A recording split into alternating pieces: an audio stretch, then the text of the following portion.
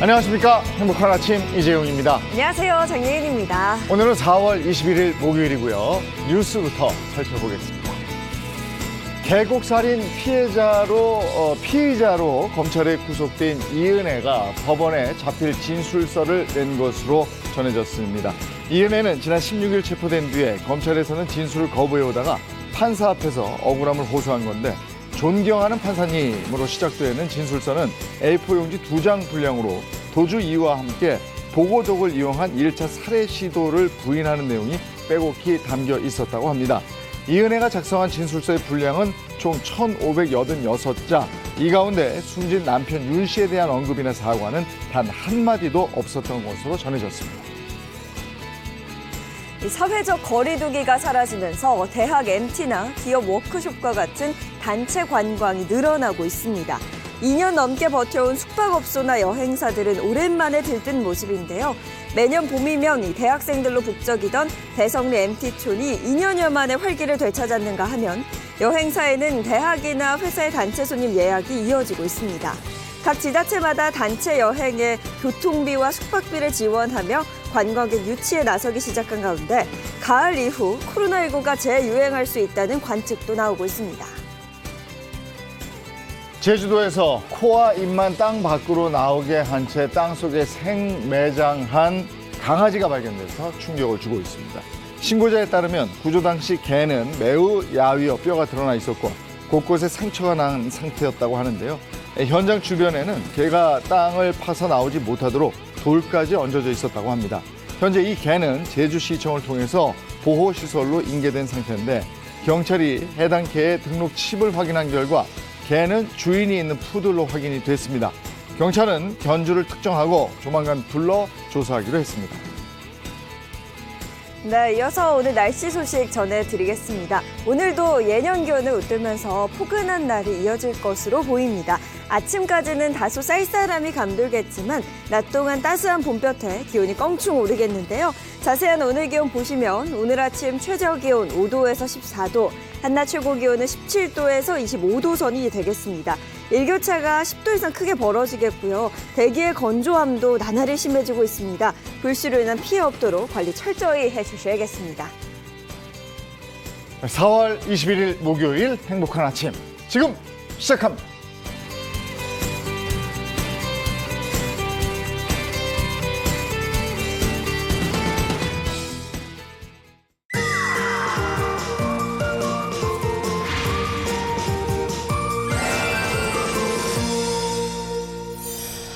요즘 다시 눈에 띄게 차가 많아졌던데 운전자라면 꼭 지켜야 할 것이 보행자 보호 의무죠. 아, 그럼요. 잘 지키고 계시죠? 아, 당연히 잘 지키고 있습니다. 보행자 보호는 운전자의 의무기도 한데요. 저도 이렇게 길 건너시는 분들 횡단보도가 아니라도 있으면 꼭 저는 창문 내려서 먼저 지나가시라고 네. 말씀을 드리는 편입니다. 그리고 예인 씨는 확실히 모범 안전 운전자예요. 네. 모범 안전 운전자가 될 필요가 있죠. 운전하는 모든 분들이. 그래서 저희가 밖으로 나가봤어요. 모범 안전 운전자를 찾기 위해서 두 남자가 거리로 달려 나갔습니다. 교통약자인 보행자를 위협하는 대한민국의 교통문화. 보행자 교통사고는 무려 30%를 넘어섰다. 이제는 보행자가 보호받는 도로로 바뀌어야만 한다. 한 대 지나갔고요, 2대 지나갔고요, 3대 마저 다 지나가고. 지금 방금 위험했던 것 같아. 이거 이런 상황으로 가면 안 됩니다. 보행자 안전을 위해 나선 두 남자. 정지선에 일시 정지하는 모범 안전 운전자를 찾아라. 멈춰야 산다. 안전 선서. 멈춰야 산다. 안전 선서. 네, 안녕하세요. 예, 오늘부터 이제 모범 안전 운전자를 만나게 될 개그맨 이상준입니다. 안녕하세요. 한국교통안전공단 책임정보원 홍성민입니다. 오늘부터 저희가 모범 안전 운전자를 찾아 나설 예정입니다. 너무 좋은 취지의 프로그램인데 제가 함께 할 수 있어서 너무나 감사드리고 영광입니다. 예, 저도 이상준 씨와 함께 할 수 있어서 너무 영광이고요. 잘 부탁드리겠습니다. 사실 저도 이제 기사를 통해서 우리 교통법이 바뀌었다는 거는 좀 알았는데 구체적으로 어떻게 바뀐 건가요? 7월 12일부터 개정된 법이 시행이 되는데 기존에는 횡단보도를 건너고 있는 보행자가 있을 때만 운전자가 일시 정지해서 양보를 하도록 하고 있었는데 이제 개정이 돼서 건너려고 하는 보행자가 있을 때도 일시 정지해서 보행자에게 양보를 하도록 의무가 강화되었습니다. 그래서 저희 멈춰야 산다 안전선서가 존재하는 겁니다. 운전자는 보행자의 안전을 지켜주기 위해서 정지선을 보면 서야 하고요. 그리고 또 운전자는 일시정지를 실천하면서 안전을 선서하는 의미가 있는 겁니다. 만약에 이렇게 진짜로 정지선을 딱 지키시는 분이 나왔을 때는 어마어마한 선물들을 가득 준비했습니다. 이거 보이십니까? 백화점 상품권부터 우리 차량 운전자들에게 필요한 그 차량 용품이 선물로 가득 들어있습니다. 제가 하나만 한번 열어볼까요? 와, 이게 제가 꼭 필요한 게 나왔거든요. 자동차인가요? 예? 차를 잘 바꾸어야 될 것 같아가지고. 그러면 일단은 여기 계시지 말고 저 정지선 도전하러 가세요. 알겠습니다. 네, 그러면 저희가 오늘은 어떤 장소에서 모범 안전 운전자를 찾을지 한번 가보도록 하겠습니다. 첫 번째 장소는 종로구 삼청동. 북촌 한옥마을 내에 위치한 무신호 횡단보도로 외국인 관광객이 많고 차량 이동량도 많은 구간. 저희가 이 횡단보도를 한번 먼저 건너가 보도록 할까요? 예, 한번 건너보시죠. 여기 딱 보시면 알겠지만은 많이 위험해 보이긴 합니다. 그런 생각을 안 하고 건넜을 때는 잘 몰랐는데 연속으로 지금 차 지나가는 거 보십시오. 이거 지금 뭐 뒤에는 오토바이가 지나가고 오토바이가 앞에는 있고요. 차가 지나갔고요. 저희가 건너고 있음에도 불구하고 정지하지 않고 통과하는 모습을 볼 수 있었거든요. 사실 저희가 건너다가 중간에 갑자기 뒤에 뭐 물건을 떨어뜨렸다든지 뭐 돌아갈 수도 있는데 이제 그런 상황이 발생하면 좀 위험한 상황이 발생할 수도 있었습니다. 맞습니다. 제가 봤을 때는 방금 저희가 건너본 상황에서는 오늘 한 분도 못 만날 것 같은데 한번 과연 모범 안전 운전자가 나오는지 저희가 상황실에서 한번 지켜보도록 하겠습니다. 가시죠. 상황실에서 지켜볼 장소는 왕복 2차선 도로. 보행자가 있으면 정지선 앞에 일시 정지한 뒤 보행자가 횡단보도를 완전히 건너갔을 때 출발해야 모범 안전 운전자로 인정. 만반의 준비를 끝내고 2시간의 관찰 시작. 네, 저희가 지금 상황실에 도착을 했습니다. 이제 여기서 이제 2시간 동안 과연 몇 분이나 나오는지 한번 지켜보도록 하겠습니다. 말씀드린 순간에도 지금 차량이 지나가는데 지금 저기 한 명이 건너려고 지금 서 있어요. 보행자분이. 주변을 그런데도 보시는 것 같아요. 계속 가고 있죠. 지금 상황이 그런 것 같아요. 차가 사람을 보는 게 아니라 사람이 차를 봐요. 그리고 차가 다 지나가고 난 후에 차가 없을 때 사람이 건너는 그런 시점인 것 같아요. 그죠? 저희가 볼 것은 이제 차가 서서 사람이 있는지 없는지 보고 없을 때 가는 그런 상황을 좀 기대해 보겠습니다. 알겠습니다. 사실 뭐 지금 보시면 횡단보도에 보행자 건너고 있는데도 잠깐만요. 지금 어르신이- 검은 차가 지금 문제가 뭐냐면은 지금도 어르신이 차 건널목을 건너다가 차가 오는 걸 보니까 본인이 섰어요. 그러니까 차가 사람이 멈춘 걸 보고 본인이 그냥 지나갔어요. 그러니까 이제 운전하시는 분들은 내가 저 사람하고 안 닿겠다 이런 생각이 들면은 그냥 가는 것 같아요. 그게 아니라 무조건 보행자 우선이라는 거 운전하시는 분들 아셨으면 합니다. 잠깐만요. 말씀드린 순간 저속도 내신 것 같은데. 지금 여성분이 건널목을 건너고 계셨어요. 근데 차가 오다가 자기가 먼저 쌩 하고 가버리는 그런 상황을 봤습니다. SUV 같은 경우는 반지턱을 넘을 때 아래 닿는 게 없기 때문에 방지턱에서도 속도를 거의 안 줄이네요. 그죠? 그렇죠. 그리고 또 보행자가 건너니까 보행자가 내 앞을 막기 전에 빨리 가야겠다 생각하고 오히려 더 빨리 가신 것 같아요. 맞아요. 위험한 순간들이 조금 많이 보이고 있습니다. 저희가 지켜봤을 때도 위험한 상황들이 많이 발생을 하는데 OECD 회원국들 교통사고 자료가 있어요. 교통사고 사망자 전체 중에서 보행 중 사망한 비율이 19.3% 정도 나왔거든요. 그럼 혹시 최고 낮은 나라는 어딘가요? 제일 낮은 나라는 2019년도 기준으로 핀란드 7.1% 정도 됩니다. 7.1%? 와, 진짜 낮은 수치죠. 독일은 어디요? 독일은 좀 높죠? 13.7% 정도. 굉장히 낮네요. 예. 야, 그래서 이제 우리나라는 그럼 어느 정도 될 거라고 생각하세요? 많이 높네. 많이 높습니다. 한 28% 정도 될 것 같습니다. 38.9% 정도 OECD 회원국 중에서 탑을 차지했어요. 세계 1위입니다. 1등이에요? 예. 아, 이런 상황으로 가면 안 됩니다. 예, 모든 사람들이 좀 잘 지켜가지고 진짜 OECD국에서 꼴찌했으면 좋겠습니다. 예, 1등 안 해도 되고 꼴찌했으면 좋겠습니다. 예, 자, 말씀드린 찬양이 옵니다. 천천히 속도 줄이고 왔어요. 자, 섰어요! 보행자를 보고 천천히 다가오는 검은 차. 정지선에 멈추나요? 범퍼가! 범퍼가! 넘어갑니다! 이게 거의 뭐 야구 중대네요. 예. 넘어가면 홈런인데 우리는 넘어가면 안 돼요. 예. 약간 넘어가야 반대인데 넘어갔어요. 예. 천천히 가셔서 양보는 했는데 정지는 안 했어요, 사실. 그냥 정지선 앞에서 천천히 지나가셨어요. 네. 모범 안전 운전자를 찾기 위한 관찰은 계속되는데 식당과 카페가 밀집되어 있는 특성답게 정오가 되자 눈에 띄게 많아진 보행자. 점심시간도 되고 그러니까 사람들이 조금 몰려 나오는 것 같습니다. 예.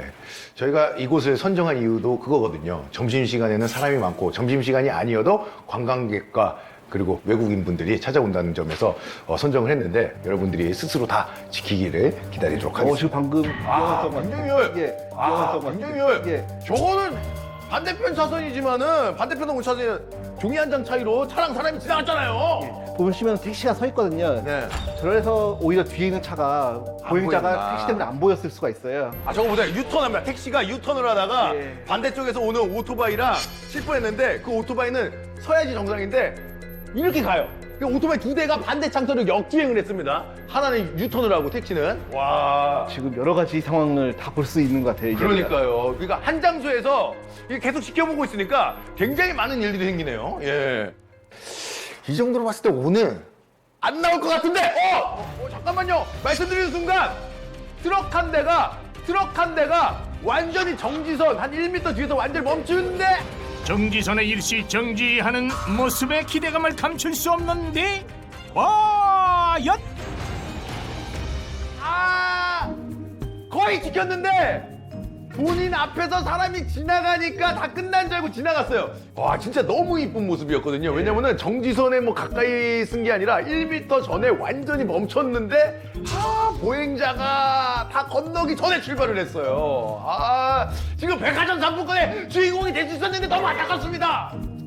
이거 보시면은 조금만 더 참는 연습을 하셨으면 좋겠습니다. 예, 너무 아쉽네요. 예. 사람들이 다 그런 것 같아요. 저도 그렇고, 운전하는 습관을 보면은 그 사람의 어떤 기본적인 인식을 좀 알 수 있지 않나요? 예. 실제 우리나라에서도 뭐 운전하면 본인 진짜 성격이 나온다 막 이런 말도 많이 하는 것 같은데 미국에서 운전자를 상대로 설문조사를 해봤거든요. 근데 56%가 교통법규를 지키지 않는 분하고는 연애를 할 수가 없다. 이렇게 얘기를 하셨더라고요. 그래서 사실 어렸을 때는 운전을 할 때 차를 싹 피해서 빠르게 가는 게 약간 멋있다고 생각해요. 보행자 지나가도 확 하면 오빠 방금 사람 칠 뻔했잖아. 왜 그래? 야, 뭔 소리 하는 거야? 내가 싹 피해 갔잖아. 이만큼 벌어졌는데. 그리고 차가 가는데 차가 위험한지 알면 보행자가 비켜야지. 오빠 지금 나랑 운전하고 가는데 안전운전 안 할 거야? 나 무섭다는데 왜 그래? 뭐가 무서워? 오빠 무사고 5년이야. 얼마나 운전 잘하는데 옆에 있어? 나 내려줘. 그냥 가! 나 내려줘. 왜 내려달라는 거야? 화장실 가? 아니, 오빠랑 헤어질래. 이런 상황이 아닐까. 예. 본인이 목숨의 위협을 느낀 거죠. 지금 맞아요. 예, 진짜로 그런 분들이 많아요. 예. 자, 지금 저희가 한 2시간 조금 넘게 지금 관찰을 하고 있거든요. 근데 이제는 또 점심시간도 끝나가지고, 예, 많은 사람들도 조금 줄어들었고, 예, 차량도 조금 줄어들었고. 점심시간 다 지나가도록 밥을 안 먹고 있거든요. 네, 그죠. 예. 밥도 포기하고 지켜보고 있는데, 굉장히 멋진 게. 자! 정지했어요, 저 정지했어요. 캠핑카와 같이 생긴 SUV 찌푸죠? 예, 멈췄고요. 2명 지나갔는데, 넘어가자마자 출발! 아야! 근데 굉장히 잘 지켰어요. 예. 왜냐면은 정지선에 한 1m 전에 완전히 멈춰 섰거든요. 정지선에서부터 얼만큼 떨어져야지 좋다 이게 아니고 정지선 그냥 앞에서 멈추면 되는 거고요. 그 사람이 다 지나갈 때까지. 예, 그게 시간이 중요한 거죠. 진짜 안타깝네요. 예. 조금 더 기다려 보지만 모범 안전 운전자는 결코 나타나지 않고 아쉽지만 관찰 종료. 네, 오늘 저희가 모범 안전 운전자를 찾기 위해서 한 2시간 동안 기다려봤는데 나오질 않았습니다. 처음부터 모든 운전자가 잘 지켰으면 이 프로가 시작도 안 했을 테니까요. 오늘은 아쉽지만 이 선물의 주인공 찾지 못했지만은 다음 주에는 모범 안전 운전자가 많이 나오길 기대해 보면서 오늘은 마무리하도록 하겠습니다. 멈춰야 산다. 안전 선서. 아, 아쉽네요. 네. 모범 안전 운전자를 찾지 못했습니다. 근데 저 노력은 계속하도록 하겠습니다. 그리고 네. 야, 그 정지선에서 탁 안 서지네. 그러니까 다 지나갈 때까지 기다려야 되는데 그게 어려운가 봅니다. 모범 안전 운전자를 찾기 위한 안전 선서 다음번에 꼭 찾기를 바라고요. 네. 지난주까지만 해도 우리가 코로나19 확진자 수가 아침마다 뭐 정말 대단했어요. 그래서 발표될 때마다 놀라고 그랬잖아요. 네, 그랬죠. 지금은 다행히 확진자 수가 눈에 띄게 줄어들기는 했는데요. 그래도 긴장을 놓을 수 없는 또 이유가 있다고 합니다. 이게 후유증 때문인데 이른바 롱 코비드라고 그래서 우리가 격리됐다가 해제된 이후에도 기침이 나고 감기 증상 같이 머리도 띵하고 또 피로감이 오고 이런 분들이 상당히 많으시다고 그래요. 이들이 어떻게 지내고 있는지 한번 만나고 오겠습니다. 요즘 주변에 이런 분들 많으시죠? 잔기침이 떠나지 않아 괴로운 분, 콧물과 가래로 목과 코가 얼어버린 분,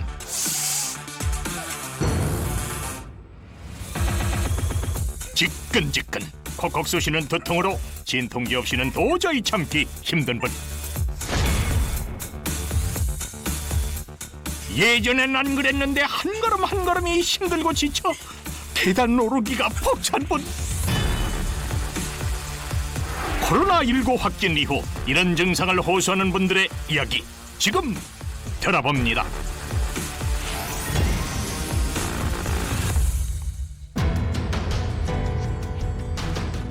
(2019년 12월) 발생, 전 세계를 충격과 공포에 빠뜨리며 우리의 삶을 송두리째 바꾼 코로나19 바이러스.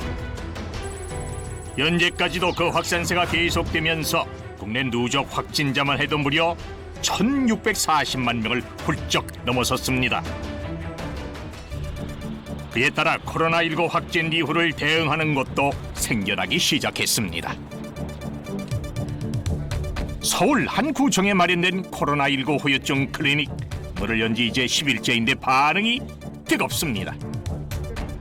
보건소 콜센터를 통해서 코로나19 후유증에 대해서 증상에서부터 그 치료 방법까지 문의하시는 분들이 하루 평균 50 내지 60명 정도 이렇게 많아졌고, 기침하고 피로감이 전체의 70%를 차지할 정도로 많은 부분을 차지하고 있습니다. 코로나19 완치 판정을 받았음에도 불구하고 여전히 증상을 호소하는 사람들. 조사 결과 코로나19 완치자의 87%가 후유증을 경험했고, 그중에서도 피곤하다며 피로감을 호소하는 사람들이 많았습니다. 격리 기간에는 가만히 있으니까 별로 안 아프게 지나갔구나 싶었는데, 이제 출근해서 조금 몸을 쓰고 하다 보니까 바로 이제 기침, 가래는 기본이고 복통이랑 무력감이랑 이런 게 좀 많았던 것 같아요. 네. 병원에 가면 뭐 처방이라고 하면 감기약 주는데 먹으면 그때뿐이고, 또 먹고 나서 며칠 안 되면 또 마찬가지고 그래요. 계속 막 이렇게 일도 잘 안 하려고 하시는 것 같고 계속 피곤해하시고 그러시길래 이게 꾀병인가 싶었는데, 이게 장기간 계속 그러시는 거 보니까 이게 코로나 후유증인가 보다라고 생각을 했죠. 코로나19 후유증, 자칫 잘못하다가는 큰 병으로 이어질 수도 있다는데요. 가장 많이 호소하시는 부분들은 이제 두통이나 어지러움증, 그 외에도 기억력 감퇴나 머리에 안개가 낀 듯한 증상을 가장 많이 호소하시고요. 코로나 후유증으로 심각하게 있으신 분들은 신경계, 면역계 마비 증상이 오시는 분들도 있으시고요. 뇌수막염이 온다든지 아니면은 폐 쪽에 섬유화가 진행이 돼서 호흡곤란이 지속되는 분들도 있으시고요.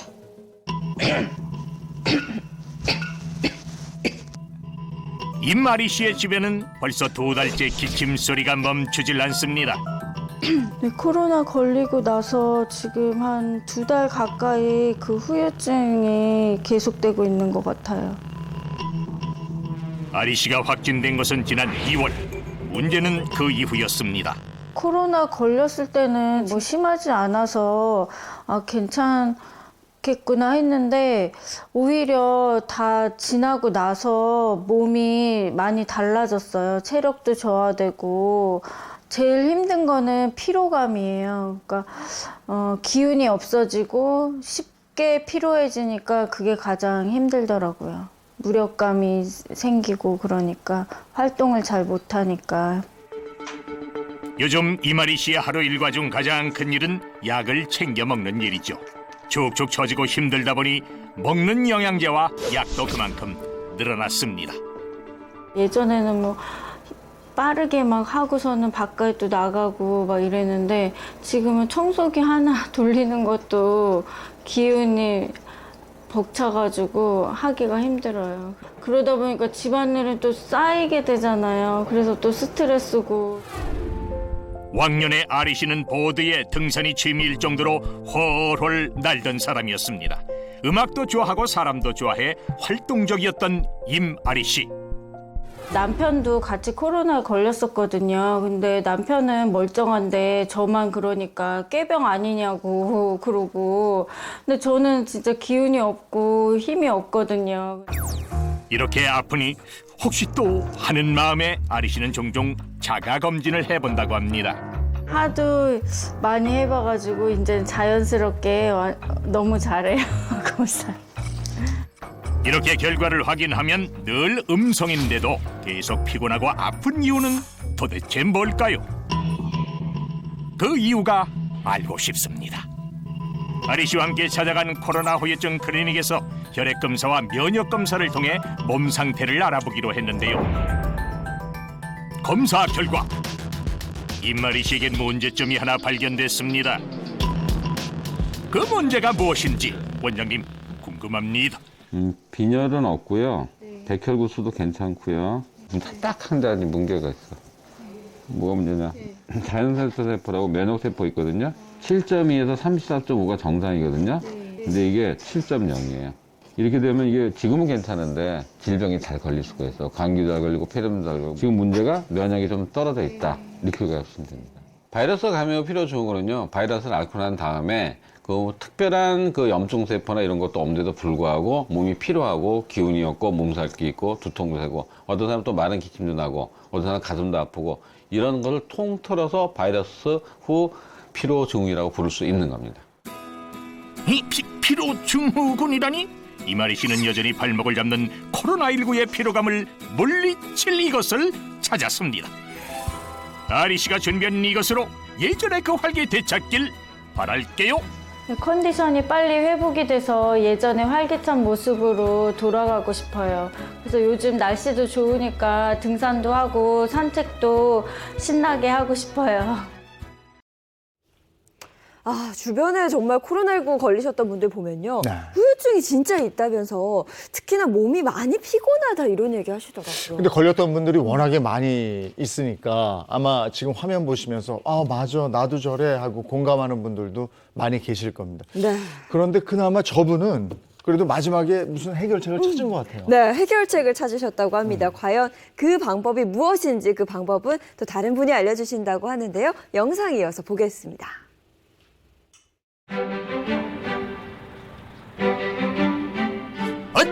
헛들 상쾌한 아침을 조깅으로 여는 가족이 이야기 있습니다.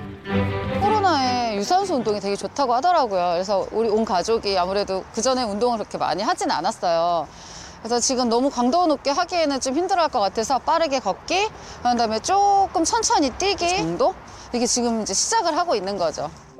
코로나19 확산이 절정에 이르렀을 때 문정선 씨 가족도 확진을 피하지 못했습니다.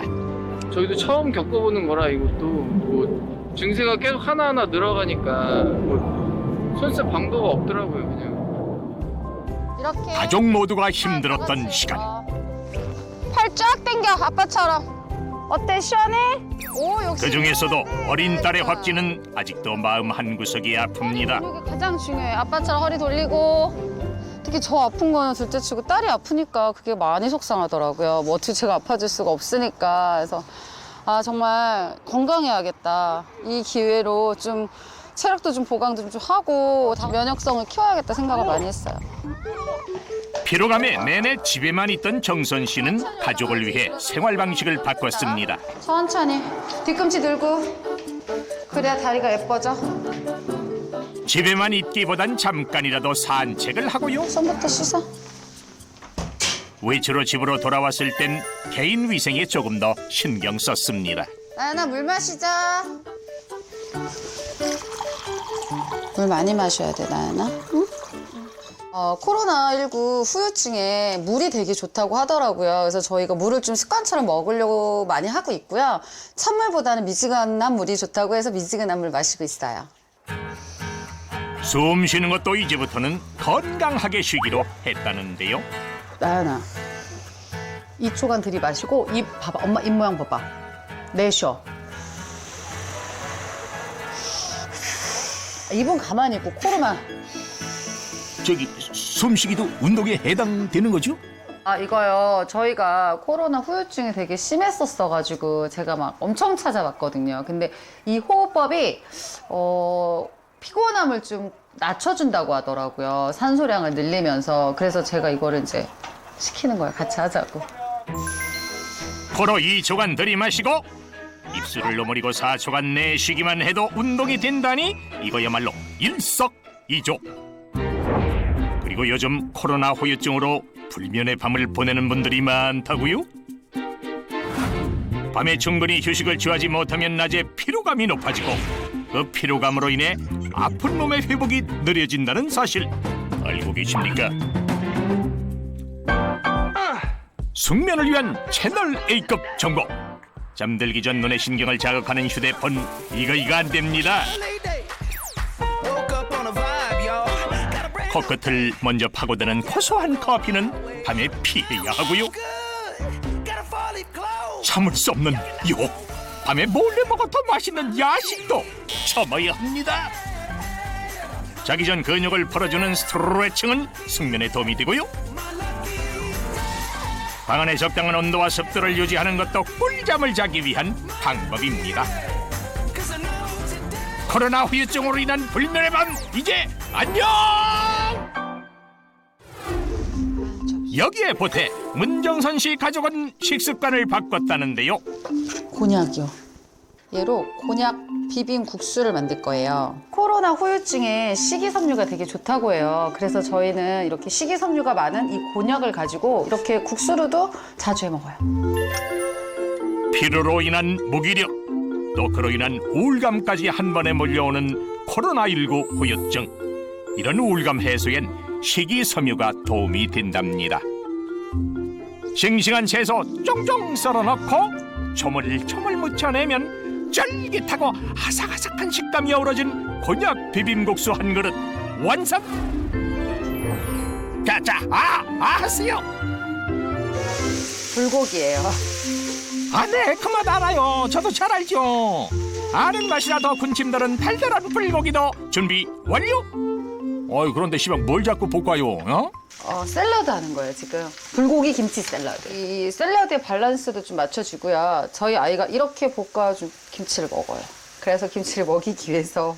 유산균이 풍부하잖아요, 김치가. 그래서 이걸 먹이기 위해서 제가 하다 보니 이렇게 볶게 되었어요. 건강에 빠질 수 없는 토마토는 라이코펜 성분이 폐 질환에 도움이 된다네요. 맛과 건강을 한 접시 수북하게 올린 특급 밥상. 몸에 좋은 게 입에 쓰다더니 뭐요? 옛말이 틀렸구만. 입으로 먼저 맛을 느끼고 머무른 건강을 느끼는 식단으로 코로나19 후유증을 극복 중인 문정선 씨 가족. 천천히 먹어라잉. 근데 이렇게 건강한 거 먹고 씩씩해지고 건강해져야 되는 거야. 응? 알았지? 그리고 마지막 코로나19 후유증에서 벗어나기 위해 매일 이것을 먹는다는데요. 이거 홍삼이에요. 홍삼인데 저도 먹고 있고 딸도 먹고 있고 저희 신랑도 먹고 있어요. 근데 이거 먹고 저는 개인적으로 좀 많이 도움이 되었던 것 같아요. 그래서 그냥 먹으면 되니까 되게 간편하고 피로감으로 축축 처지던 몸. 코로나19로 인한 후유증을 해소하기 위해서 문정선 씨가 선택한 것은 바로 홍삼이었습니다. 뽀얀 인삼을 증기로 찌고 말려서 붉게 변한 것이 바로 홍삼. 그런데 이 과정에서 인삼일 때는 없던 유효 성분이 생성된답니다. 홍삼에는 뭐 여러 가지 기능성이 뭐 항피로, 그다음에 면역 증강, 그다음에 기억력 증강, 그다음에 갱년기 장애 개선, 그다음에 무슨 뭐 그 혈액 촉진 그런 장애 6대 그런 기능성이 알려져 있습니다. 근데 거기서 우리가 이제 주목할 것은 항피로 효과, 항산화 이런 게 있어가지고 아마 요즘에 많이 문제가 되는 그런 코로나 후유증을 극복하는 데 도움이 되는 게 아닌가 이렇게 생각합니다. 최근 성인 남녀 76명을 대상으로 한 연구 결과에 따르면 홍삼이 피로도와 무기력감, 스트레스 저항도 호전에 도움이 됐다는 것이 나타났고요. 65세 이상 여성을 대상으로 한 연구에서도 홍삼으로 피로도가 개선됐다고 보고됐습니다. 근데 건강에만 좋은가요? 나연이는 나연이거 먹자.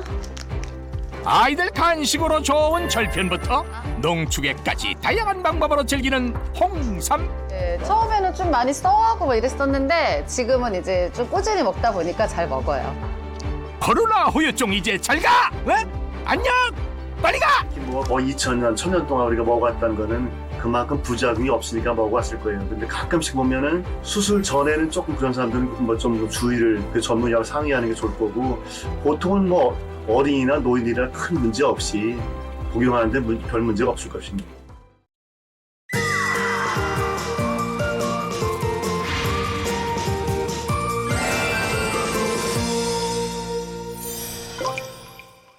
사건 사고 24시 첫 번째 주제는 같은 날 홀연히 사라진 부부입니다.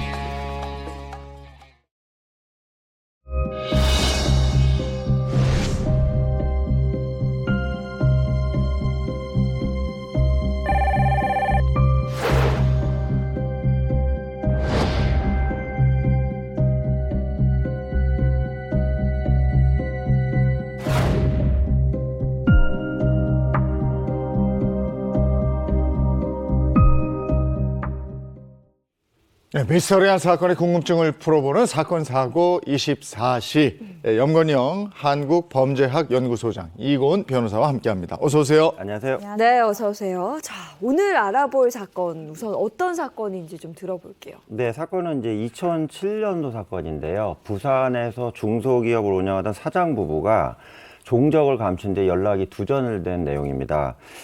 이후에 경찰이 이제 실종 사건으로 보고 공개 수사를 시작을 했는데요.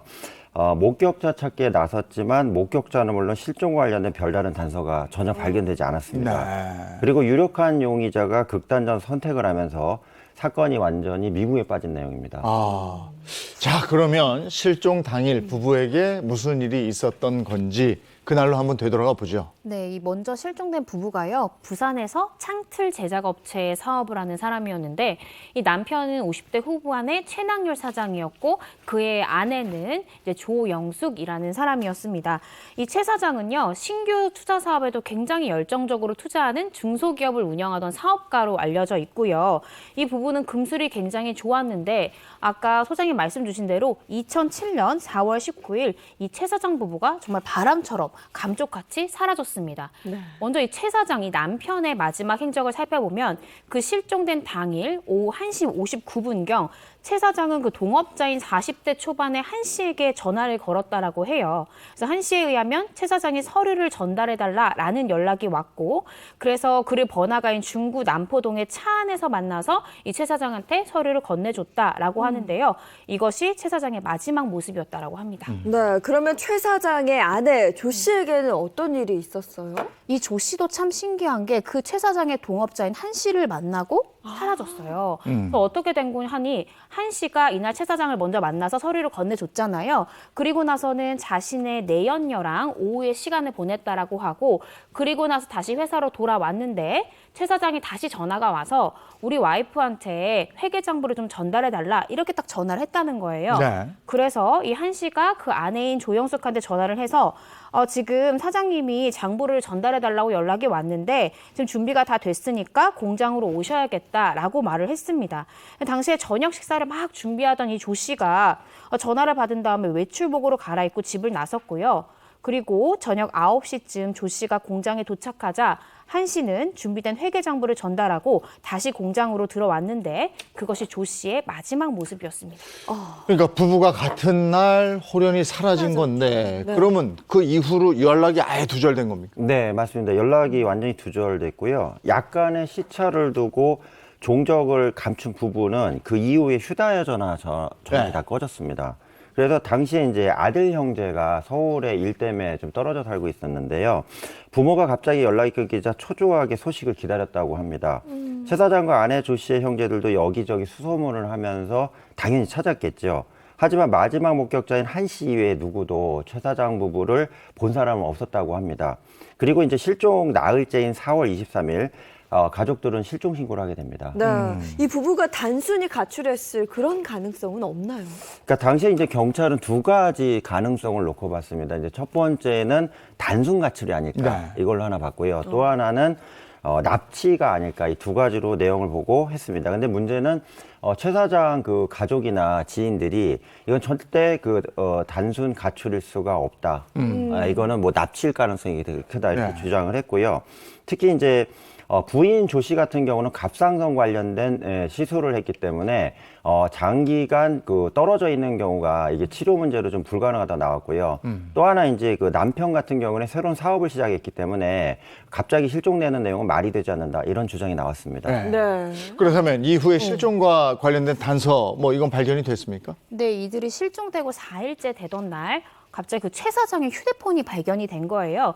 휴대전화가 어디서 발견됐냐? 이 최 사장 부부가 살던 아파트 단지 화단에서 발견이 됐습니다. 그러니까 최 사장이 실종 당일에 잠깐 자신의 아파트 단지로 들어왔다가 화를 당한 건지 아니면 범인이 일부러 수사에 혼선을 주기 위해서 여기다 휴대폰을 갖다 놨는지 그 부분은 아직까지는 알 수가 없습니다. 네, 그런데 이 두 사람 모두 공통점이 동업자인 한 씨를 만난 뒤에 사라졌거든요. 한 씨에게 수상한 점은 없었나요, 혹시? 네, 경찰도 그 점에 있어서는 좀 문제가 있었다고 본 것 같습니다. 그래서 한 씨 마지막 목격자죠. 불러서 당일 행적을 조사를 했는데요.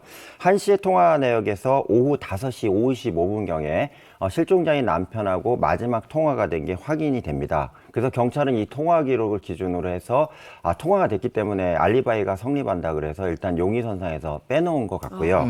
그다음에 아내 같은 경우도 이제 한 씨를 만났다고 하는데 그 운영하던 이제 공장의 마당에서 둘이 만났다는 그 목격담이 직원을 통해 있었습니다. 그래서 이걸 보고서 일단 두 부부가 사라진 내용에 대해서는 관계가 없구나 봤고요. 마지막으로 이제 그 부인이 사라지기 전에 CCTV를 좀 확인했습니다. 근데 CCTV를 확인하는 과정에서 집에서 나와서 공장 쪽과는 그 지하철 4개역을 이동한 게 확인이 됐기 때문에 동선을 봤을 때는 그 겹치지 않는다 이렇게 본 것 같습니다. 그러니까 한 씨는 그날 그 알리바이가 명확히 있었네요. 네. 그러면 그 이후에 수사가 어떻게 진행됐나 이 부분 알아봐야죠. 네, 그러니까 부부가 실종됐는데 어떤 증거가 없잖아요. 네. 그래서 경찰은 시민들의 제보를 기대하면서 공개 수사로 실종 일주일 만에 전환을 합니다. 그러니까 공개 수사로 전환을 하면서 이 최 사장 부부의 사진이 실린 화면에서 보시는 그런 전단지도 대량 배포를 하고요. 또 언론에서도 이 부부의 실종 사건을 연이어서 보도를 했는데요.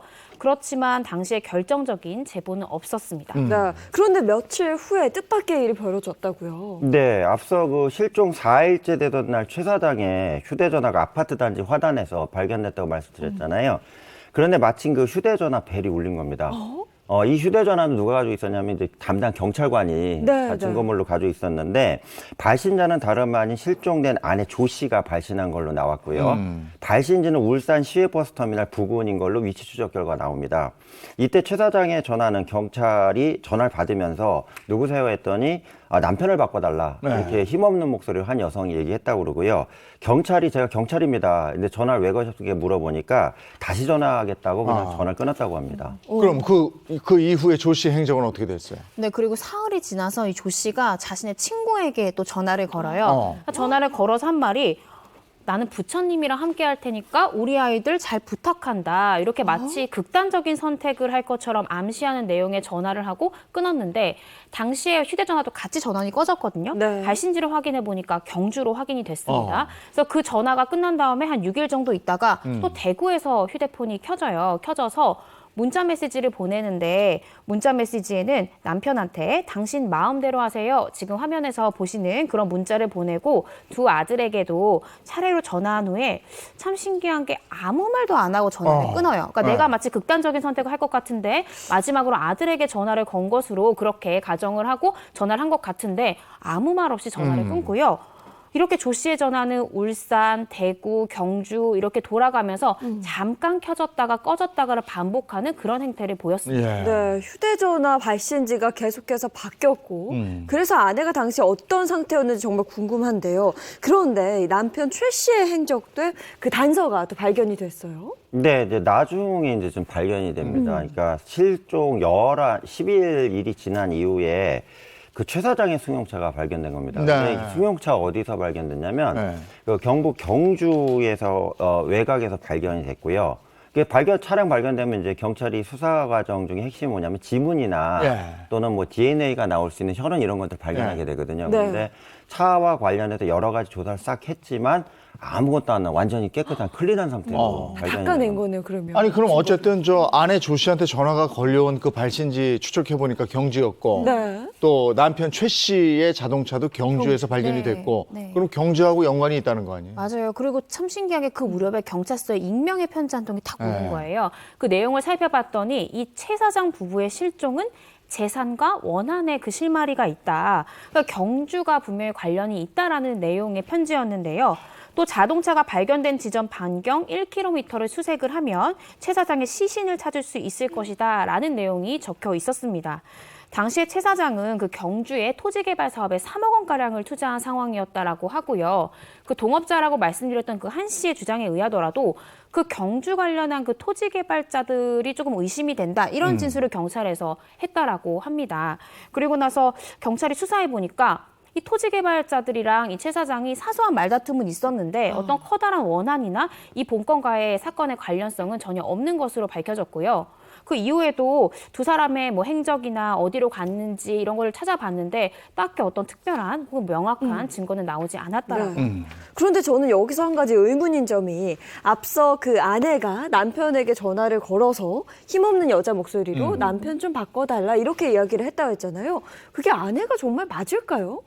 그것도 좀 의심스러워요. 그러니까 이 전화 관련된 이제 의구심이 사실은 사건을 의구심을 증폭시킨 원인이 됩니다. 첫 번째는 뭐냐면 그 전화가 왔는데 이외의 분한테 전화가 왔거든요. 대표적인 게 지인에게 전화가 옵니다. 전화가 와서 뭐 안부를 묻고 이런 전화가 왔었는데 경찰 입장에서 놓고 봤을 때는 친한 사람한테 전화가 가야 되잖아요. 실종 상태나 어디 도망다니는 상태다 하면요. 근데 입력돼 있는 사람 중에 아무한테나 전화한 걸로 좀 추정이 됩니다.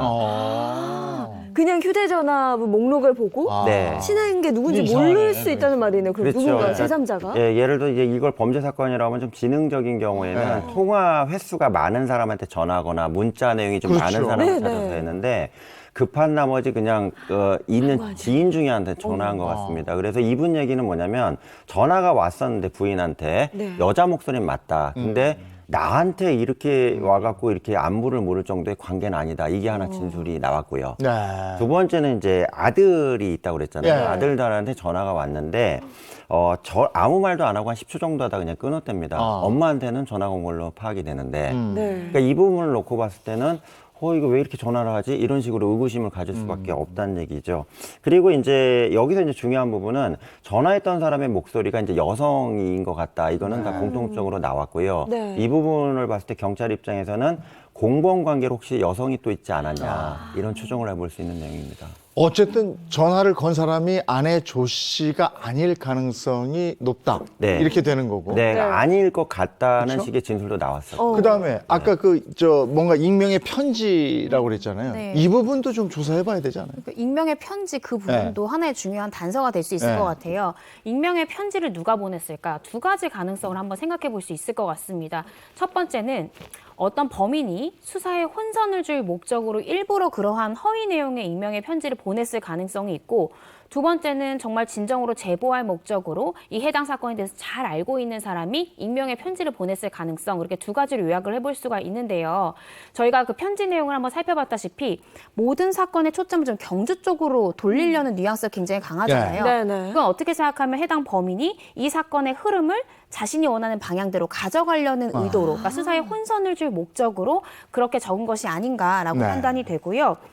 그러니까 여러 가지 정황들을 종합해 보면은 당시에 이 수사 상황, 그러니까 이때 편지가 들어가면 되겠다, 이때 상황의 방향을 경주로 틀면 되겠다를 좀 잘 아는 사람으로 보이고, 또 이들 부부와 멀기보다는 좀 이들 부부 사정이나 그걸 잘 알고 있는 사람이 이러한 익명의 편지를 보냈을 것이다, 이렇게 정리해 볼 수가 있겠습니다. 그럼 이 모든 정황을 좀 살펴봤을 때 범인은 누구로 볼 수 있을까요? 그러니까 당시 이제 재수사하는 과정이나 뭐 저나 비슷한 입장인 것 같은데요. 첫 번째는 뭐냐면 일단 기업체를 운영하거나 또 운영을 잘하고 계셨거든요. 그러니까 갑자기 사라질 일이 없었기 때문에 지인이나 일단 뭐 경제적 관련된 사람이 아니냐, 이거 네. 하나를 추정할 수 있고요. 두 번째는 이제 두 분이 실종이 됐잖아요. 네. 그렇기 때문에 이게 단독 범행이 아니라 특히 이제 살인으로 혹시 본다면 강력 사건은 대부분 남성이 할 수밖에 없잖아요. 근데 여기에 전화상으로 여성이 지금 나타난 부분이 있었기 때문에 공범 관계 2인 이상의 범인이니까 이렇게 추정을 당시 했고요. 세 번째는 뭐 두려움을 느꼈다던가 주변에 누가 위협을 하면은 위협 증상에 대해서 주변에 얘기합니다. 가족들한테. 근데 멀쩡하게 계셔서 갑자기 증발해 버렸기 때문에 아주 친한 사람에 의해서 방심하다가 공격당하지 않았냐, 이렇게 보고 있다는 얘기입니다. 그래서 이걸 놓고 봤을 때는 지금 계속 나오는 한 씨가 유력한 용의자로 될 수밖에 없는데, 마지막 목격자였다는 것도, 즉 생존했다는 상황을 마지막 본 사람이고요. 그다음에 수사에도 당시에 1차에서 적극적으로 되게 했답니다. 그러니까 진술도 해주고 얘기도 해줬기 때문에 하나 참고로 말씀, 수사 과정에서 너무 적극적인 조력자는 의심이 되는 경우도 있습니다. 그래요? 네, 자기를 이제 오버하는 거야. 이제 오버하잖아요. 네. 죄진 사람이 더 오버하는, 지금 오버했다고 좀 보는 부분이 있습니다. 이 당시에. 그래서 이제 이런 거지만, 다만 아까 말씀드린 이제 마지막 통화할 때 그 근처에 없었다는 게 일단 위치상으로 나왔기 때문에 알리바이 성립을 해서 지금 빠져나갔다. 그러게, 알리바이가 성립이 됐다고 그러는데 근데 실종 5년 만에 새로운 사실이 드러났다면서요? 맞아요. 그 5년의 기간 동안 사실 이 사건은 장기 미제로 분류가 돼서요. 경찰서 캐비넷에 원래 보관되어 있다가 2012년에 부산지방경찰청에서 장기 미제 관리팀, 전담팀이 신설이 됐다고 해요. 그래서 이 사건이 워낙 화제가 되고 하는 사건이다 보니까 다시 한 번 더 이 전담팀에서 사건을 들여다봤는데, 이 전담팀이 보기에도 마지막 유일한 목격자인 한 씨가 굉장히 유력한 용의자로 그렇게 판단이 되는 거예요. 그래서 한 씨가 주장하는 그 알리바이가 맞는지, 한 씨의 알리바이를 입증할 수 있는 그 주변인들을 조사를 하게 됩니다. 근데 한 씨가 당시에 사건 당일에 최 사장 만난 다음에 오후에 내연녀를 만나서 오후 시간을 보냈다라고 얘기를 했잖아요. 그래서 그 내연녀의 당일 행적을 한번 살펴본 거예요. 그러니까 분명히 오후 시간대 내연녀는 그 남자랑 같이 있었어야 되잖아요, 한 씨랑. 근데 그 최 사장이랑 한 씨가 전화 통화를 나누기 바로 직전에 그 내연녀가 자기 친구랑 통화한 흔적이 나는데, 그 발신국의 기지국 위치가 최 사장 부부 아파트 인근이었던 거예요. 그러면은 종합해 보면은 한 씨는 분명히 그때 당시에 내연녀랑 같이 있었다고 하는데, 내연녀는 최 사장 부부 아파트 근처에 있었으니까 우리 같이 있지 않았다라는 결론. 경찰에 진술했던 그날의 행적이 알고 보니 사실과 좀 달랐던 건데, 근데 초동 수사 때는 이 점을 왜 몰랐을까요? 그러니까 초동 수사할 때는 이 내연녀가 이렇게 진술한 거예요. 당시에 한 씨를 만난 다음에 헤어져서 아는 사람이랑 같이 술을 마셨다, 이렇게 얘기를 했고, 경찰은 그때 뭐 내연녀가 딱히 거짓말할 이유도 없고 하니까 그냥 내연녀 말이 맞구나라고 생각해서 당일의 행적에 대해서 어떠한 수사도 하지 않았던 거고요. 근데 이번에 이제 경찰이 다시 미제 전담팀이 들여다보면서 이상하잖아요. 행적에 대해서 술 마셨다고 하는데 누구랑 마셨냐, 그리고 어떤 안주를 시켰고 어떻게 술을 마셨냐 꼬치꼬치 캐물으니까 이 내연녀가 대답을 못하는 거예요. 그래서 경찰이 이게 뭔가 이상하다 싶어서 빈틈을 파고들고 계속해서 추궁하니까 결국에는 이 내연녀가 눈물을 흘리면서 그때 거짓말한 거다. 그때 거짓말한 거다. 왜 그런 거짓말했냐 물어보니까 한 씨가 시켰다. 한 씨가 협박을 해서 내가 어쩔 수 없이 이런 허위의 진술을 했다, 이렇게 내연녀가 진술을 했습니다. 아니 그럼 뭔가 명확해지는데 이걸 초기에만 알았으면 이거 아쉬운 부분이 있네요. 그러니까 이제 어쨌든 알리바이는 깨진 거야, 그죠? 네, 이제 알리바이 깨진 거죠. 그러니까 왜 깨졌냐면 아까 변호사님 말씀하셨다시피 원래 진술은 그게 아니지 않냐. 이게 공장에서 다 여기에서 깨진 거고요. 특히 이제 이 내용을 정리하면 원래 같이 있었답니다. 네. 같이 있었는데 갑자기 일을 좀 봐야 되니까 나갔다 오겠다면 나갔고요. 나간 다음에 갑자기 오더니 핸드폰을 하나 건넵니다. 휴대폰을 건네고 즉 정해진 시간에 한 아파트 단지에 가서 나한테 전화를 해라 이렇게 시켰다고 얘기를 하거든요. 네. 이게 이제 알리바이를 조작하는 과정이 아니냐 이렇게 깨진 부분이 있습니다. 아니 그럼 혹시 한 씨가 내연녀에게 건넨 그 휴대전화가 최 사장의 휴대전화 아니었을까요? 네, 맞아요. 심지어 이 한 씨는요, 최 사장 아파트 인근에 가서 거기서 전화를 나한테 걸어라 이렇게까지 시킨 거예요. 네. 그러면은 종합해 보면은 최 사장과 한 씨의 알리바이가 성립됐던 게, 그러니까 한 씨가 빠져나갈 수 있었던 게 내가 만난 이후에도 난 최 사장이랑 전화를 했다라는 거잖아요. 그런데 알고 보니까 최 사장이랑 전화했다던 그 최 사장이 아니라 최 사장의 핸드폰을 건네줬던 그 자신의 내연녀와 통화를 했던 거니까 이 알리바이 자체가 한 씨가 조작한 알리바이였다. 그리고 또 그 외에 또 다른 거짓말도 드러난 게 있다면서요? 네, 그러니까 그 제가 부인이 이제 내 정거장을 지하철을 타고 공장 근처 역까지 갔다는 건 확인했다고 말씀드렸잖아요. 근데 당시에 이제 공장에서 근무하던 직원이 부인하고 만나는 걸 봤다 이렇게 진술을 했거든요. 그러니까 그걸로 이제 인정을 했었는데, 그러니까 알리바이를 깨기 이것도 역시 확인 재조사 들어간 겁니다. 들어갔더니 그 다음 얘기가 뭐냐면 난 사실은 본 바는 없고 한 씨가 얘기를 하니까 만났다더라 그 얘기만 난 사실은 전달한 거다 이렇게 나온 겁니다. 근데 여기서는 경찰이 그 공장을 직접 가봤답니다. 가봤는데 마당에서 사람 만나는 걸 볼 수 없는 위치에서 본 걸 얘기를 했기 때문에 이게 또 알리바이가 깨진 부분이죠. 네. 그날의 알리바이에 대해서 한 씨가 거짓말을 했거든요. 상당히 의심스러운데요? 네, 근데 의심스러운 게 이것뿐만이 아니라요. 알고 봤더니 최 사장이 실종 직전에 이 한 씨가 가지고 있는 이 회사의 지분 40%를 사들였대요. 근데 이 최 사장이 실종되고 나서는 한 씨가 마치 최 사장으로부터 자신이 적법하게 위임받은 것처럼 꾸며서 이 지분 중 일부를 매각해서 2억 원을 챙겼던 것으로 그렇게 확인이 됐습니다. 그럼 이제 한 씨가 다시 최 사장 부부의 실종 사건의 유력한 용의자가 된 거네요. 그렇죠. 네, 그렇습니다. 네. 예, 유력한 용의자로 떠올랐고요. 왜냐하면 모든 정황 증거가 내연녀도 그렇게 말을 하고 모든 알리바이가 깨졌잖아요. 그래서 경찰도 한 씨로 보고 이제 한 씨를 소환을 해가지고 이 사람을 추궁하기 시작하는데 한 씨는 갑자기 원래 적극적으로 되게 진술이 협조했다고 했잖아요. 네. 말을 바꿔서 난 이 사건과 관계없다. 갑자기 왜 이렇게 들추냐. 뭔가 소극적인 태도를 보였다고 하고요. 그러니까 경찰이 당신이 그렇게 떳하면 거짓말 탐지기 조사하겠냐? 하겠다. 이렇게 얘기했다는 거예요. 그리고 보통 이런 사건이 있을 때 거짓말 탐지기 조사를 꼭 하곤 하는데 조사를 받기로 한 그 당일에 또 뜻밖의 일이 발생을 했습니다. 맞아요. 그래서 경찰이 만반의 준비를 한 거죠. 우리 내연녀 진술도 있고 그때 당시에 공장에서 봤다던 그 알리바이도 깨졌고 해서 딱 준비를 하고 자신감 있게 기다리고 있는데 거짓말 탐지기 조사로 받으러 오기로 한 날 한 씨가 잠적해버린 거예요. 그리고 얼마 지나지 않아서 뜻밖의 일이 발생이 되는데 한 씨가 5월 17일 밤 10시쯤에 경남 거제시에 있는 한 주차장에서 숨진 채 발견이 됐습니다. 당시 인근 농장 주인이 발견해서 경찰에 신고를 했는데요. 차량 안에서는 유서도 발견이 됐다라고 합니다. 유서에는 어떤 내용이 있었어요? 네, 일단은 유서 내용이 어디 있었냐면 승용차 있잖아요. 앞유리 사이에 이제 발견이 됐고요. 내용은 뭐냐면 내가 주식 투자에 실패를 했다. 그래서 경제적으로 상당한 어려움이 있었고 큰 빚을 지게 됐는데 이로 인해서 지금 내가 극단적 선택을 하게 된다. 다시 말씀드리면 이 두 부부의 실종 사건과 관련된 내용은 하나도 언급이 안 돼 있고요. 자기의 그 신경을 비관해서 목숨을 끊는다 이런 얘기 나와 있고요. 하나 더 말씀드리면 자기가 그러니까 질병으로 해서 사망한 걸로 해달라, 자살한 걸로 하지 말아달라 이런 식으로 내용이 들어가 있었습니다. 네, 결국 한 씨는 끝까지 진실을 묻어놓고 가게 된 건데요. 부산 중소기업 사장 이 부부 실종 사건의 범인 한 씨로 볼 수 있을까요? 어떻게 보세요? 네, 먼저 최 사장 부부가 사실 실종됐을 가능성, 살아있을 가능성은 일단 없다고 보이고 스스로 잠적했을 가능성도 저는 없다고 판단이 됩니다. 그리고 오늘 저희가 방송을 통해서 짚어본 간접 증거나 정황 모든 걸 종합해보면 결국에 유력한 용의자는 한 씨라고 저는 개인적으로 판단이 되고요. 물론 뭐 한 씨가 직접적으로 최 사장 부부를 살해했다라는 직접적인 증거는 없지만 많은 간접 증거들이 한 씨를 가르치고 있는 것은 사실입니다. 근데 이제 한 씨가 극단적인 선택을 하면서 이 최 씨 부부의 실종 사건도 결국은 미해결된 사건으로 남게 됐네요. 네네. 예. 자, 다음 주제로 가겠습니다. 사건 사고 24시 두 번째 주제는 공개 수배 17일 만에 검거된 이은혜, 조현수입니다.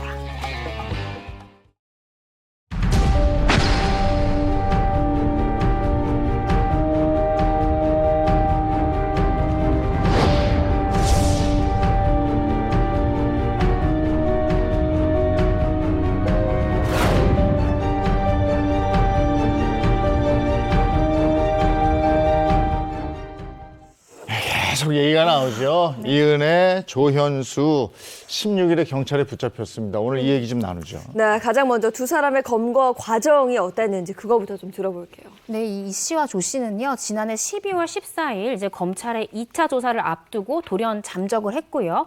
잠적한 지 4개월 만인 지난 16일 낮 12시경에 드디어 검거가 됐습니다. 이 씨를 검거한 인천지방경찰서 광역수사대는요, 이제 발견한 자수하기 한 4일 전쯤에 고양시에 있는 한 고층 오피스텔에 이들이 숨어 있다. 여기까지는 알았는데 정확하게 이들이 어디 숨어 있는지는 확인을 못하고 있었어요. 그래서 경찰이 당시에 이은혜가 자신의 딸을 부모님이 보살피고 있었거든요. 네. 그래서 부모한테 연락을 분명히 할 거다 이렇게 보고 이 씨의 부모한테 이은혜의 자수를 좀 설득해달라 이렇게 해서 거듭 요청했다고 하고요. 경찰의 요청을 받은 이 씨의 아버지는 이은혜에게 언제까지 도피할 수 있겠냐, 억울한 부분이 있으면 자수하고 진술하면 되지 않겠냐라고 이 씨를 설득했고, 이 씨는 결국 아버지에게 16일 오전 자수하겠다라는 의사를 밝혀왔습니다.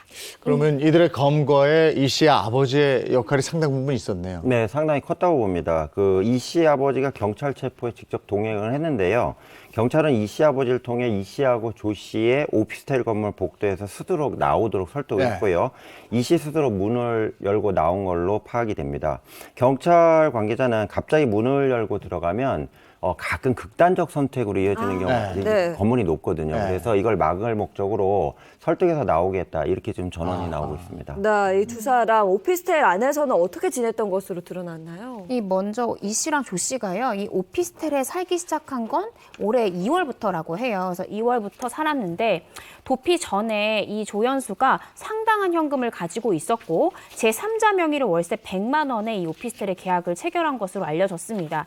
이들은 오피스텔에서 지내면서 주로 배달 음식을 시켜 먹었고요. 가끔 마트나 편의점에서 재료를 사와서 직접 음식을 만들어 먹기도 했다고 합니다.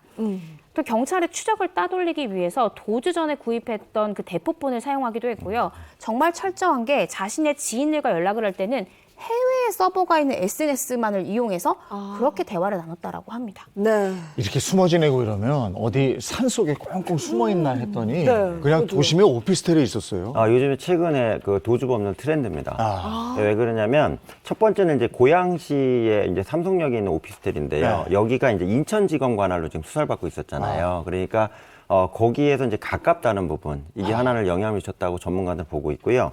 그다음에 일산 서부서에서 본격적으로 수사한 겁니다. 이게 그 물에 빠져서 남편이 돌아가신 사건이 있잖아요. 그 경찰서하고 이 보험사기 관할 경찰서는 틀립니다. 근데 일산 서부서랑 근처이기 때문에 또 거기를 좀 된 것 같고요.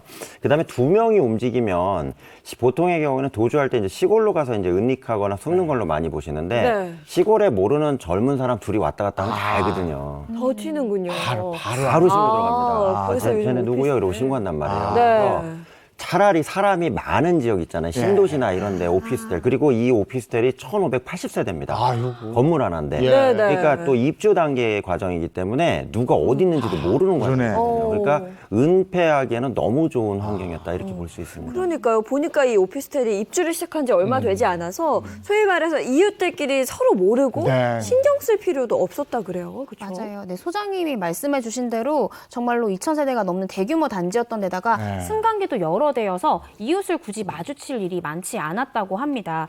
그리고 지난 16일 공개됐을 때 그 이은혜 조연수 마스크 쓰고 사실 번거지 모자 쓰고 그런 차림이면은 제 생각에는 엘리베이터 옆에 있어도 이게 내 옆에 있는 사람이 이은혜인가? 알아보기 굉장히 어려웠을 것 같습니다. 아니 근데 엘리베이터도 안 타고 CCTV 피해서 뭐 걸어 다녔다고 그러잖아요. 그리고 공개 수배한 다음에도 밖에도 나가고 뭐 어디 또 뭐 여행 다녀오고 이랬어요.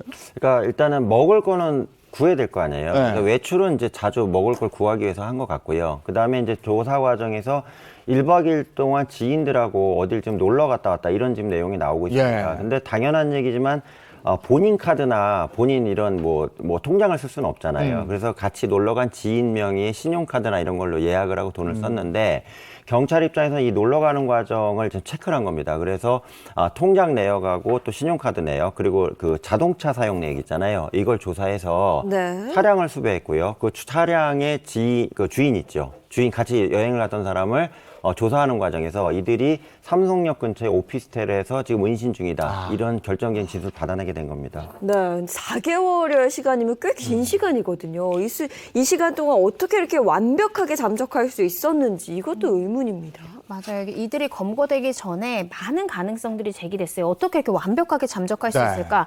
대부분의 전문가들은 분명히 조력자가 있을 것이다라는 관측을 내놨는데요.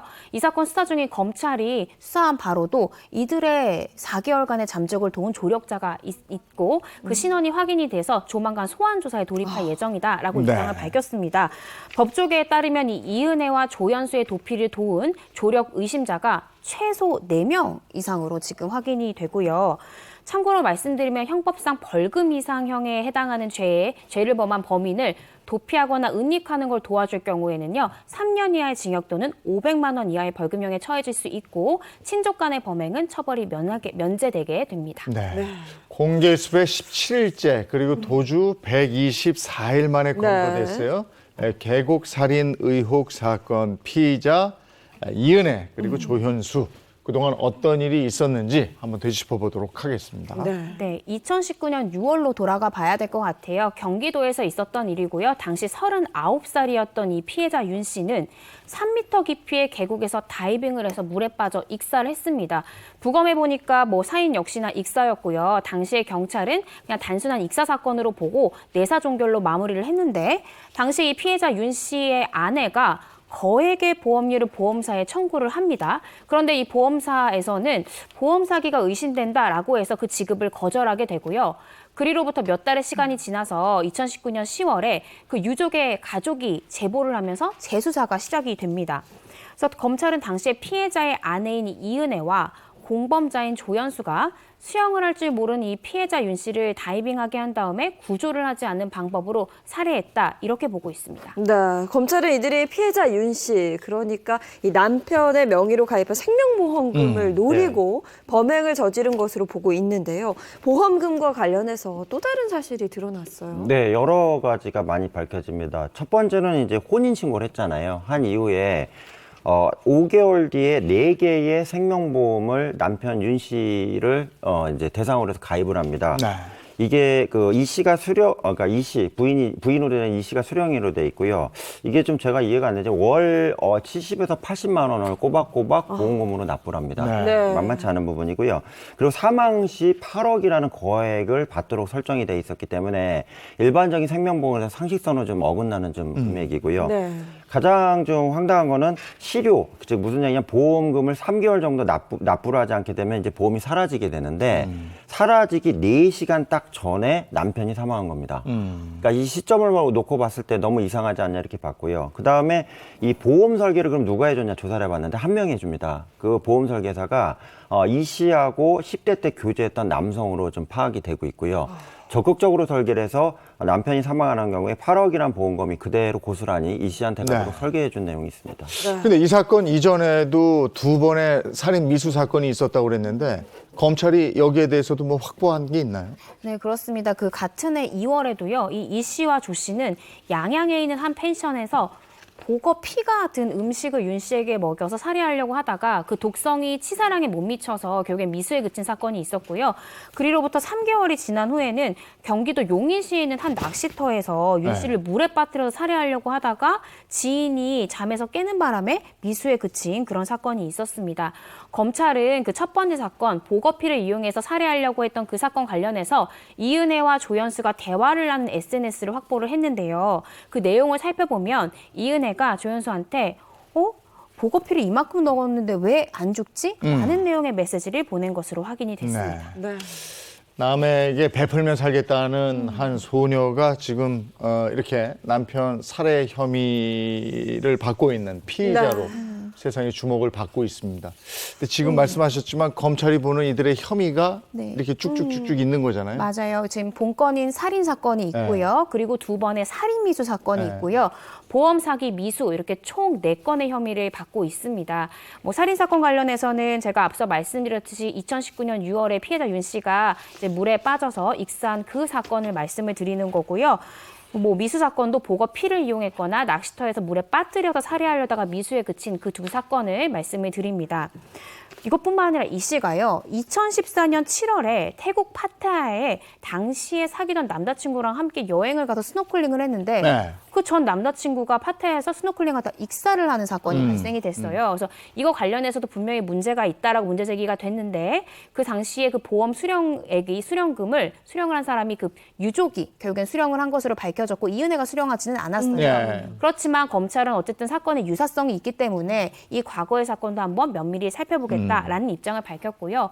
뿐만 아니라 이은혜가 2014년부터 2017년부터 2019년까지 해외여행 중에 가방을 도난당했다라는 허위 신고를 해서 보험사로부터 수백만 원의 보험금을 타냈다라는 의혹에 대해서도 저희가 한번 면밀하게 살펴보겠다라는 검찰의 입장을 밝혔습니다. 네, 그리고 이 씨와 조 씨의 형량에 대해서도 굉장히 많은 관심이 쏠리고 있습니다. 네, 많은 관심이 있죠. 최근 10년 사이에 보험 살인 관련된 주범에 대한 형량을 받습니다. 근데 일반적으로 주범은 이제 무기징역형이 나오고요. 공무원 같은 경우는 15년형 전후가 나오는데 이게 계획적인 경우에는 살인, 무기징역까지도 가능합니다. 근데 앞서 변호사님 말씀드려같이 보거 사건이나 그 낚시터 사건이 있었기 때문에 살인미수 2건까지 만약에 인정이 된다면 최소도 무기까지 가능하지 않냐 이렇게 보여집니다.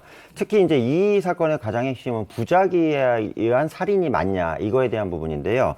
부작위란 거는 내가 의무를 다하지 않아서 상대방이 다치거나 부상이 있는 경우는 이제 부작위라고 합니다. 현재 물에 빠진 남편을 구하지 않은 부분인데 이 씨 같은 경우는 부인이라는 신원이 있기 때문에 부작위에 적용이 가능합니다. 왜 그러냐면 보호해야 될 의무가 있는데 조 씨 같은 경우는 내가 지금 친구일 뿐인데 구조할 의무는 없지 않냐. 나까지 지금 이거 하는 건 맞지 않다. 이런 주장을 하고 있는 상태입니다.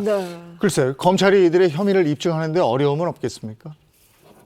어려움이 좀 있을 것으로 보입니다. 왜냐하면 사실은 뭐 물에 빠뜨린 것도 아니고 사실은 그 해당 피해자 윤 씨가 스스로 다이빙을 한 거잖아요. 아마도 이은혜와 조연수는 우리가 그렇게 하라고 시킨 적 없고 스스로 다이빙했다. 스스로 피해자가 물에 뛰어들었다. 이렇게 혐의를 부인할 가능성이 크고요. 이 사건의 결국 핵심은 과연 그 조연수 이은혜에게 이 피해자 윤 씨에 대한 구조 의무가 있느냐 이거를 밝히는 게 검찰의 관건으로 보입니다. 네, 그리고 또 한 가지 일각에서는 피해자들이 자수를 했단 말이죠. 이게 형량을 줄이는 전략이었을 것이다 이렇게 보는 시선도 있던데요. 예, 아마도 그 아버님이 설득하는 과정 중에도 자수를 하는 게 너한테 좋다라고 얘기를 했었을 거라고 저는 판단이 돼요.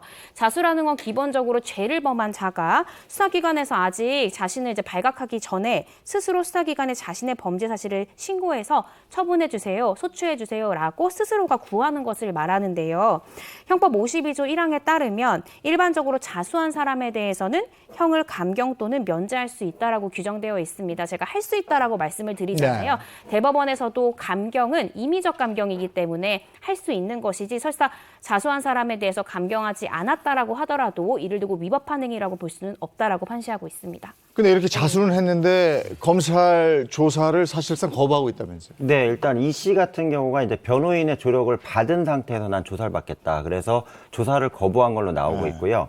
그 다음에 조 씨 같은 경우도 진술을 회피 중입니다. 그러니까 사실상 묵비권 행사와 같이 아무 얘기를 안 하고 있는데 제가 볼 때는 이 두 사람 입장에서는 다툼의 여지가 있다고 생각을 해서 지금 현재 말을 안 하는 것이 유리하다 이렇게 판단한 것 같습니다. 이거 오히려 검찰 입장에서도 자료를 좀 충분히 해갖고 법원에서 다퉈야 될 부분이 있지 않냐 이렇게 생각합니다. 네, 근데 조사에 협조도 안 하고 진술도 회피하고 있는데 이걸 자수라고 볼 수 있는 거예요? 그러니까 지금 이 상태로는 사실은 자수라고 평가하기도 어렵고 그들이 자수라고 주장하더라도 자수로 인정돼서 임의적 감경을 받기는 대단히 어렵다라고 생각이 듭니다. 일반적으로 자수라는 거는 자신의 죄를 뉘우쳐야 진정한 자수고요. 그래야 감경을 받을 수 있다는 것이 법원의 태도이기도 합니다. 정말 뭐 많은 의혹이 제기되고 있는 사건입니다. 진실 명백히 밝혀지길 바랍니다. 사건 사고 24시였습니다. 고맙습니다. 고맙습니다. 오늘도 봄날 같은 느낌이죠? 네, 오늘도 봄 날씨 속에 날도 포근할 것으로 보이는데요. 다만 전국 곳곳에는 건조주의보 내려 있습니다. 이럴 때일수록 화재 발생하기 쉬우니까요. 작은 불씨도 관리 철저히 해주셔야겠습니다. 좋은 하루 보내시고요. 저희는 내일 아침 7시 30분 더 알찬 소식 가지고 돌아오겠습니다. 행복한 아침, 행복한 하루 되십시오. 고맙습니다. 고맙습니다.